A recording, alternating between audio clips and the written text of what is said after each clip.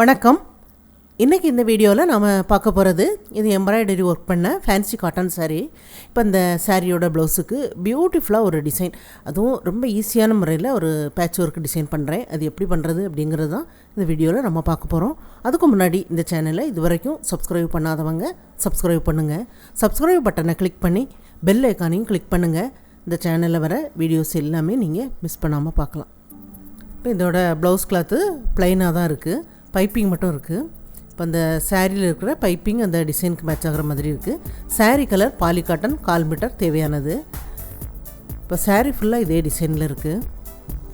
Border பகுதியில் கொஞ்சம் நெருக்கமாகவும் சாரியில் உள்பக்கம் ஒவ்வொரு டிசைன் இருக்குது. இப்போ இது பேக் சைடு அளவு லைனிங் கிளாத்தும் மெயின் கிளாத்தும் கட் பண்ணியிருக்கிறேன். இந்த சைடில் ஒரு 1/4 இன்ச்சு லைன் போட்டு கட் பண்ணி விட்டுருக்கிறேன். முதுகு பாகத்தில் கட் பண்ணி தைக்கிற மாதிரி உள்ள மாடல். சுற்றளவில் இருந்து நீங்கள் 1/4 இன்ச்சு அதிகமாக எடுத்துகிட்டு அந்த 1/4 இன்ச்சை அந்த முதுகு பாகத்தில் ஒரு லைன் போட்டு அதை அப்படியே கட் பண்ணிடுங்க, சரியாக வந்துடும்.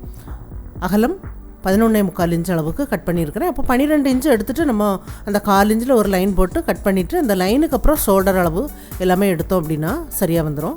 இப்போ ஷோல்டர் வெட்டு 3 இன்ச்சுக்கு அடால்படுத்தியிருக்கிறேன். இப்போ ஒரு கேன்வாஸ் எடுக்கலாம். அந்த லைன் போட்டிருக்கேன் பாருங்கள், அந்த லைனில் அந்த கேன்வாஸ் வைக்கலாம்.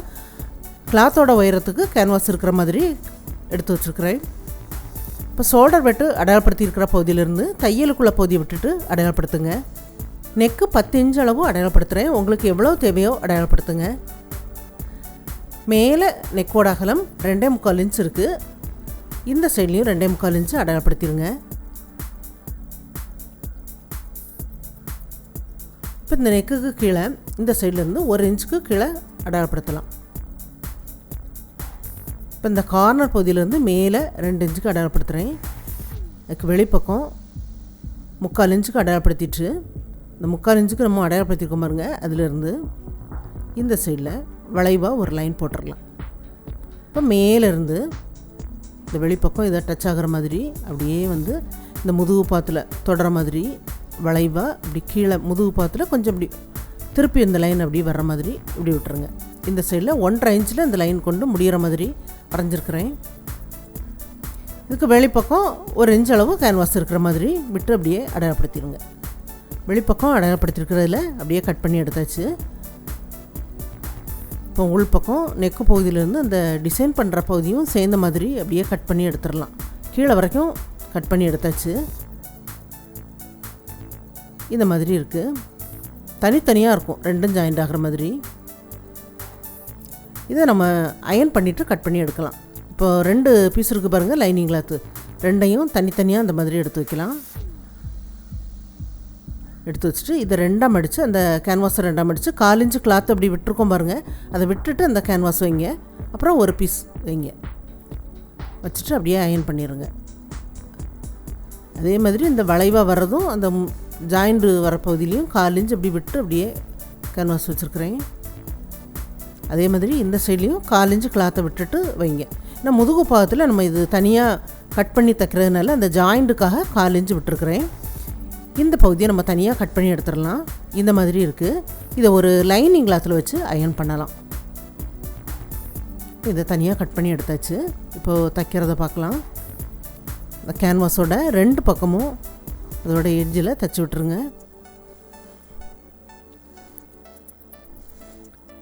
2 பீஸுமே தைச்சதுக்கப்புறம் இப்போ இது ஒரு மெயின் கிளாத் வைக்கலாம்.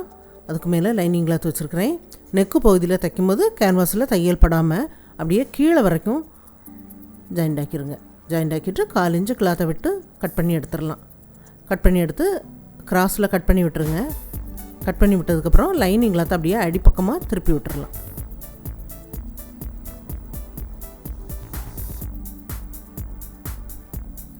நல்லா திருப்பி விட்டதுக்கப்புறம் அதோட எட்ஜில் ஒரு தையல் தைச்சி விட்டுருங்க. தைச்சதுக்கப்புறம் வெளிப்பக்கம் 2 கிளாத்தையும் சேர்ந்த மாதிரி ஜாயிண்ட் ஆக்கி விட்டுடலாம். இடுப்பு மடிப்பு போகும். நம்ம லாஸ்ட்டில் தான் டிசைன் எல்லாமே பண்ணதுக்கப்புறம் எக்ஸ்ட்ரா லைனிங் கிளாத்து ஜாயிண்ட் ஆக்கி மடித்து தைக்கணும். எல்லாமே தைச்சி முடித்தாச்சு. தைச்சதுக்கப்புறம் இதில் பைப்பிங் பண்ணுறதுக்காக கிராஸ் பீஸ் 1 சைடாக மடித்து தைச்சிருக்கிறேன்.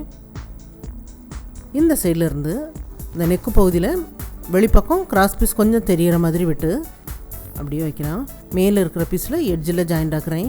ஏன்னா நம்ம மடித்து தைச்சிருக்கிறதுனால எட்ஜில் ஜாயிண்ட் ஆக்கலாம். அப்போ பைப்பிங் ரொம்ப மெல்லிஸாக இருக்கும். அப்படியே கீழே வரைக்கும் ஜாயிண்ட் ஆக்கி முடிச்சாச்சு. அடிப்பக்கம் அப்படியே திருப்பி விட்டுருங்க. ஈஸியாக இருக்கும் பாருங்கள் இந்த மாதிரி பைப்பிங் பண்ணுறதுக்கு. இப்போ தையல் பைப்பிங்கில் படாமல் அப்படியே வெளிப்பக்கமாக ஜாயிண்ட் ஆக்கிடுங்க. கொஞ்சம் கொஞ்சம் பகுதியாக திருப்பி விடுங்க. ஏன்னா அதில் வளைவாக வர்ற பகுதி பாருங்கள், கொஞ்சம் கொஞ்சம் பகுதியாக திருப்பி விட்டுட்டு பைப்பிங் பண்ணுங்கள். பைப்பிங் ஈஸியாக உங்களுக்கு அடிப்பக்கம் திரும்பி கொடுக்கும்.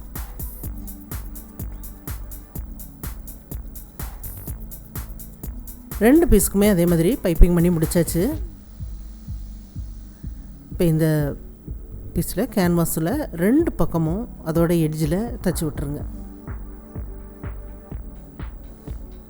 தைச்சதுக்கப்புறம் வெளிப்பக்கம் கொஞ்சமாக கிளாத்தை விட்டுட்டு கட் பண்ணி எடுத்துடலாம். இதே அளவுக்கு மெயின் கிளாத் கட் பண்ணியிருக்கிறேன், அதுக்கு மேலே இந்த பீஸ் வைக்கலாம். இந்த சைடில் மட்டும் தைச்சி விட்ருங்க. வெளிப்பக்கம் இருந்து அப்படியே தைக்கிறேன். கேன்வாஸில் தையல் படாமல் ஜாயிண்ட் ஆக்கியாச்சு. 4 இன்ச்சு கிளாத்தை விட்டு கட் பண்ணி எடுத்துடலாம். இந்த சைடில் தையல் வரைக்கும் கட் பண்ணி விட்டுருங்க. சைடில் எல்லாமே கிராஸில் கட் பண்ணி விட்டுருங்க. இது அப்படியே அடிப்பக்கமாக திருப்பி விட்டுருங்க. நல்லா திருப்பி விட்டு நல்லா இந்த மாதிரி கை வச்சு வெளிப்பக்கம் அப்படியே இழுத்து விட்டுருங்க. இப்போ இதோட எட்ஜில் ஒரு தையல் தைச்சி விட்டுறலாம். தைச்சதுக்கப்புறம் வெளிப்பக்கம் இந்த கிளாத் அப்படியே ஜாயிண்ட் ஆக்கி விட்டுருங்க. ஜாயிண்ட் ஆக்கிட்டு நம்ம திருப்பி பார்க்கும்போது அந்த கேன்வாஸ் லைன் வந்து தையல் லைன் தெரியும் பாருங்கள். இந்த பகுதியில் ஏன்னா கேன்வாஸுக்கு எட்ஜில் நம்ம தைச்சிருக்கிறோம். அந்த தையல் லைனில் இன்னொரு தையல் தைச்சி விட்டுருங்க. மேல் பக்கம் அந்த தையல் லைன் தெரியும் போது நமக்கு லாஸ்ட்டில் அந்த வெளிப்பக்கம் உள்ள பீஸ் வச்சு ஜாயிண்ட் ஆக்கிறதுக்கு வசதியாக இருக்கும். இது கிராஸ் பீஸ் 2 பீஸாக எடுத்துருக்கிறேன். கொஞ்சமாக மடிச்சுட்டு இந்த கார்னர் பகுதியிலேருந்து வைக்கலாம். லைனிங் கிளாத் மேலே தெரிகிற மாதிரி வைக்கிறேன். வச்சுட்டு மேலே இருக்கிற பீஸில் எட்ஜில் ஜாயிண்ட் ஆக்குறேன். கொஞ்சமாக அந்த கார்னர் பகுதியில் மடித்து விட்டுட்டு தைக்கிறேன். இது 2 பீஸாக வச்சு நம்ம பைப்பிங் பண்ணும்போது இந்த மாதிரி கார்னராக உள்பக்கம் வரைக்கும் வர்ற மாடலுக்கெல்லாம் இந்த மாதிரி பண்ணும்போது ஃபினிஷிங் ரொம்ப நல்லாயிருக்கும். பாருங்கள் இந்த சைடு நல்லா அந்த பைப்பிங் பண்ணியிருக்கிறது வந்திருக்கு. அதே மாதிரி இன்னொரு கிராஸ் பீஸையும் கொஞ்சமாக மடித்து விட்டுட்டு இந்த பகுதியிலேருந்து தைக்க ஆரம்பிங்க. தைச்சிட்டு அதை அப்படியே அடிப்பக்கமாக திருப்பி விட்டுறலாம்.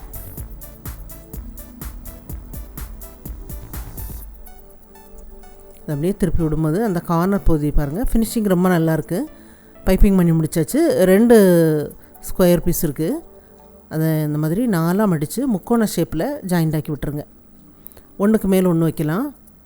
கொஞ்சமாக வெளிப்பக்கம் தெரிகிற மாதிரி விட்டு ஜாயிண்ட் ஆக்கிட்டு இதை இந்த சைடில் வைக்கலாம். நம்ம அதில் 1 இன்ச் அளவும் அந்த கார்னராக உள்பக்கம் வர மாதிரி அதை கட் பண்ணி எடுத்தோம் பாருங்கள். அந்த 1 இன்ச்சுக்கு இந்த பீஸ் தெரிகிற மாதிரி விட்டு அப்படியே ஜாயிண்ட் ஆக்கிடுங்க. ஜாயிண்ட் ஆக்கியாச்சு. இப்போ இது நேர் பீஸ் தான் கட் பண்ணியிருக்கிறேன். 1 இன்ச் அகலம் இருந்தாலும் போதும். அது 2 சைடும் கொஞ்சமாக மடிச்சிட்டு அதை இந்த மாதிரி மடிச்சிருங்க. மடித்து தைச்சி விட்டுருங்க. எல்லாமே மடித்து தைச்சதுக்கப்புறம் ஒரு 2 இன்ச்சுக்கு கொஞ்சம் கம்மியாக இருக்குது நான் கட் பண்ணியிருக்கிறது. 2 இன்ச்சு வேணாலும் கட் பண்ணி எடுங்க. எல்லாமே இந்த மாதிரி 2ஆக மடித்து நம்ம ஜாயிண்ட் ஆக்கணும். இதில் தையல் லைன் தெரியுது பாருங்கள். இந்த சைடில் கொஞ்சம் அடையாளப்படுத்தி விட்டுறலாம். இது வரைக்கும் நம்ம ஜாயிண்ட் ஆக்கணும். இதை 2 மடித்து இந்த சைடில் அந்த தையல் லைன் இருக்குது பாருங்கள், அதில் அப்படியே ஜாயிண்ட் ஆக்குங்க.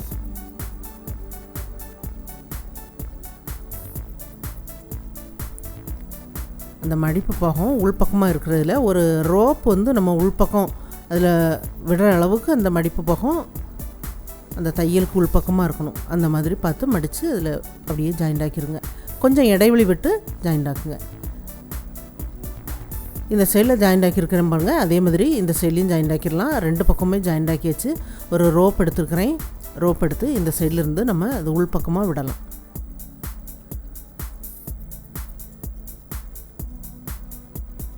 ஒரு பக்கம் விட்டாச்சு. அது அப்படியே இன்னொரு சைடுக்கும் சேர்ந்த மாதிரி விடணும். இந்த சைடில் ஜாயிண்ட் ஆக்குற அளவுக்கு அந்த ரோப் வந்து இந்த அளவுக்கு இருக்கணும். அப்படி விட்டுட்டு இன்னொரு பக்கத்துக்கு விடுங்க. விட்டாச்சு. இது 2ம் ஜாயிண்ட் ஆகி இந்த பகுதியில் இவ்வளோ நீளத்துக்கு அப்படி இருக்குது. இந்த சைடில் அந்த கார்னர் பகுதியில் அந்த தையல் லைன் தெரியுது பாருங்கள். அந்த பகுதி வரைக்கும் இந்த கிளாத் அப்படியே அடிப்பக்கமாக மடித்து ஒரு தையல் தைச்சி விட்டுருங்க. தைச்சி விட்டாச்சு. இப்போ இந்த பீஸ் வச்சு இதில் ஜாயிண்ட் ஆக்கலாம். அந்த வளைவு அந்த லைன் போட்டிருக்கிறது வந்து அந்த சைடில் உள்ள வளைவுக்கு ஏற்ற மாதிரி அதில் ஜாயிண்ட் ஆகும். அந்த பகுதியில் வச்சு அப்படியே ஜாயிண்ட் ஆக்கிடுங்க. அந்த கார்னர் பகுதியில் அந்த தையல் லைன் இருக்குது பாருங்கள், அதில் சைடில் உள்ள 2 பீஸும் ஒன்றோட ஒன்று ஜாயிண்ட் ஆகிற மாதிரி வரணும். அந்த பைப்பிங் வந்து இந்த பக்கத்தில் இருக்கிற மாதிரி விட்டுட்டு கீழே 2 பீஸும் ஒரே இடத்துல வர மாதிரி இருக்கணும். ஒரு ஸ்கேல் வச்சு கரெக்டாக இந்த மாதிரி பார்த்துட்டு வைங்க. ஏன்னா கொஞ்சம் முன்னும் பின்னும் வந்துடக்கூடாது. மாதிரி வச்சுட்டு அப்படியே ஜாயிண்ட் ஆக்கிடுங்க. மேலே இருக்கிற பீஸ் கட் பண்ணியிருக்கிற பகுதியில் சைடில் உள்ள பீஸ் ரெண்டும் ஒன்றோட ஒன்று ஜாயிண்ட் ஆகிற மாதிரி கரெக்டாக வந்துட்டு அப்படின்னா அளவுகள் வந்து சரியாக வந்துடும். இது எல்லாமே தைச்சதுக்கப்புறம் இதில் வெளிப்பக்கம் ஒரு லேஸ் வச்சு ஜாயிண்ட் ஆக்கலாம். ஃப்ரண்ட்டில் தைக்கிறதுக்கும் அந்த லேஸை கொஞ்சம் நீளமாக விட்டுட்டு ஜாயிண்ட் ஆக்குறேன். 1/4 இன்ச்சு இடைவெளி விட்டு அந்த லேஸ் வச்சு அப்படியே ஜாயிண்ட் ஆக்கலாம். இந்த வளைவுக்கு ஏற்ற மாதிரி அப்படியே திருப்பி விட்டுருங்க.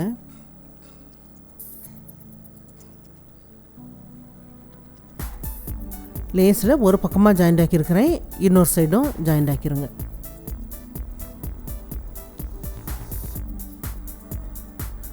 அதே மாதிரி இன்னொரு சைட்லேயும் லேஸ் வச்சு ஜாயிண்ட் ஆக்கியாச்சு. இப்போ இதில் லைனிங் கிளாத்தை அடிப்பக்கமாக வச்சு மடித்து தைக்கிறதுக்காக 2 பீஸ் தனித்தனியாக வச்சு அதில் ஜாயிண்ட் ஆக்கி மடித்து தைங்க.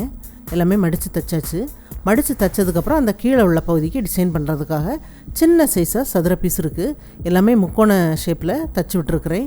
இது கொஞ்சம் நேர் பீஸ் எடுத்துருக்குறேன்.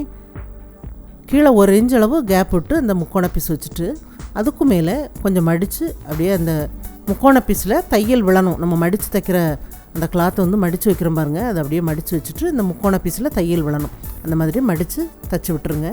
ஒரு 4 பீஸ் வச்சு இந்த மாதிரி தைங்க போதும். சின்னதாக இந்த முக்கோண பீஸ் வெளியே தெரியணும், அந்த மாதிரி விட்டு தைங்க.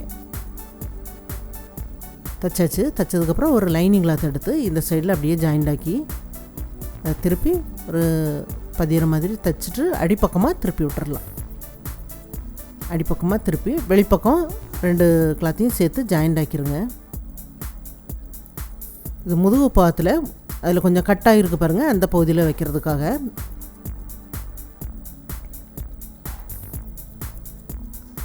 இந்த சைடில் வைக்கலாம்.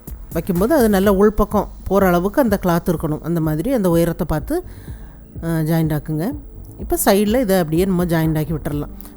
இப்போ இந்த ரோப்பை நம்ம 2ஆக கட் பண்ணி அதில் ஹேங்கிங் வர்ற மாதிரி தைச்சி விட்டுட்டு அதை முடிச்சு போடாமல் அதை அப்படியே முடிச்சு போடுற மாதிரி ஷேப்பில் வச்சுட்டு மிஷின்லேயே தைச்சி விட்டுருக்குறேன். பார்க்க இது பேக் சைடு மாடல் ஃபினிஷ் பண்ணியாச்சு.